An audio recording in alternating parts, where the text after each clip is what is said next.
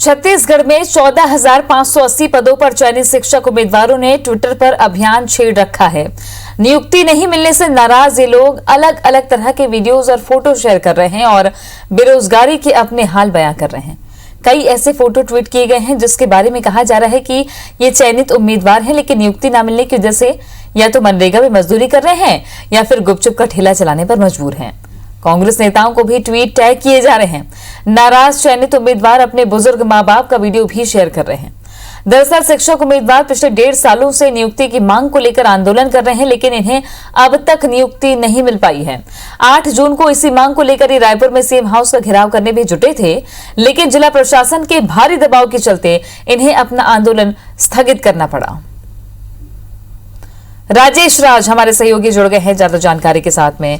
राजेश, काफी लंबा वक्त, लगभग 2 साल का इंतजार, और ये नौबत क्यों आ रही है? ये सरकार तो पहले ही कह चुकी है कि कोरोना की वजह से, लेकिन सवाल ये खड़ा होता है कि शिक्षा के क्षेत्र में जो रैंकिंग सामने आई और एक पूरी युवा टीम तैयार है, बावजूद इसके कोई विकल्प नहीं है कि सरकार के पास बेरोजगारी भी खत्म हो, इनको इनका अधिकार भी मिले और सरकार भी शिक्षा के क्षेत्र में कुछ अच्छा कर सके।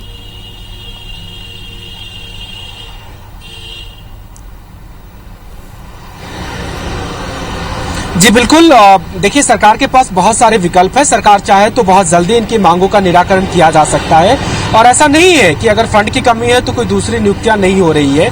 दूसरी नियुक्तियां हो रही है, बल्कि शिक्षकों की ही दूसरी नियुक्तियां हो रही है। जो इंग्लिश मीडियम स्कूल खोले जा रहे हैं प्रदेश में, यही शिक्षक उम्मीदवार जो चयनित है वो सवाल खड़ा कर रहे हैं कि अगर उनकी नियुक्ति सिर्फ इस आधार पर नहीं दी जा रही है कि सरकार के पास बजट नहीं है, फंड नहीं है, तो फिर इंग्लिश मीडियम स्कूलों में नियुक्ति कैसे हो जा रही है? ये नियुक्तियां भी तो सरकार कर रही है। तो ये सरकार के सामने बाकी कड़े प्रश्न है और निश्चित रूप से उसका जवाब सरकार की तरफ से ही आना चाहिए। लेकिन हमने देखा है कि पिछले करीब 1.5 सालों से ये चयनित अभ्यर्थी कितने मुश्किल में है, कितने ज्यादा परेशान होकर के, पिछले साल भी जब कोरोना का पीक था, जब लोग डर रहे थे इकट्ठा होने में, तब भी इन्हें आंदोलन करने के लिए मजबूर होना पड़ा। और उस आंदोलन के बाद मुख्यमंत्री ने आश्वासन भी दिया था कि इनकी नियुक्ति शुरू हो जाएगी। नियुक्ति शुरू भी हुई, महज 3,500 लोगों की नियुक्ति दी गई, उसके बाद फिर से नियुक्ति ठप कर दी गई। तो बहुत ज्यादा परेशान है, और इन्हीं परेशानी के चलते अब ये चयनित शिक्षक जो एक तरह से कह सकते हैं कि 8 जून को इनको महाआंदोलन करने की शुरुआत की थी, उस शुरुआत को रोक दिया गया सरकार के बल के द्वारा। तो अब ये ट्विटर पे अभियान चला रहे हैं और कोशिश कर रहे हैं कि उस अभियान के जरिए सरकार पे एक तरह से नैतिक दबाव डाला जाए, पूछा जाए कि वो चयनित होकर के भी अगर गुपचुप ठेला चला रहे हैं, वो मनरेगा में मजदूरी कर रहे हैं, वो कहीं फल बेच रहे हैं, तो इसका जिम्मेदार कौन है? ये वो शिक्षक है जिन्होंने मेरिट के आधार पे अपना चयन सूची में स्थान बनाया है, और अगर इनकी नियुक्ति नहीं हो रही है तो निश्चित रूप से सरकार को जवाब देना चाहिए।